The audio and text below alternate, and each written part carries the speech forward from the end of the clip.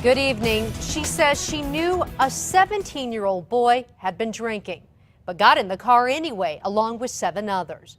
Moments later, a deadly crash on I-25. Today, one of the survivors, along with dozens of others, went back to the crash site where 2 young girls lost their lives. News 13's Gabrielle Burkhart was in Las Vegas today. She's here with more. Jessica, a 12 and 14-year-old girl died. 3 other passengers are now out of the hospital. 2 are still in intensive care and 1 is in jail.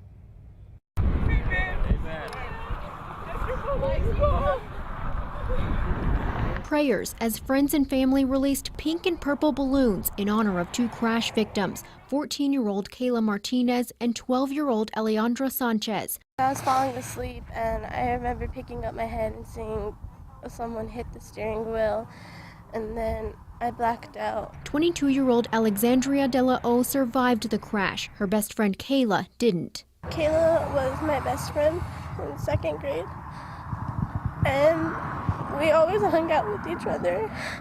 Police say the girls, along with 6 other passengers in this 5-passenger Infiniti, were ejected just after 2 early Saturday morning on I-25 just south of Las Vegas.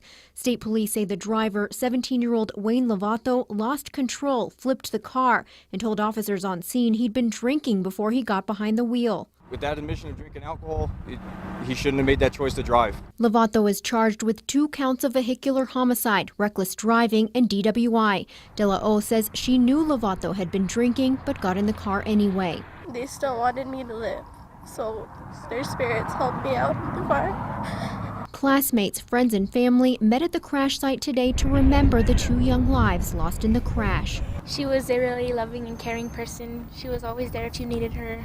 She was very outgoing. She loved life. She lived it to the max. The girls' friends have a message for others. Don't go with a drunk driver. It's a big risk. I mean, you may think it's fun, but in all reality, you don't know what could happen. Nobody wanted this to happen. They were both 2 amazing girls. Police say speed was also a factor. They're also investigating how the 17-year-old driver was able to get alcohol, and more charges are possible. Lovato was released from the hospital today and is booked at the Juvenile Detention Center in Santa Fe. Back to you. Okay, Gabrielle, the passengers in the car range from age 12 to 22. It's unclear if all of them had been drinking too.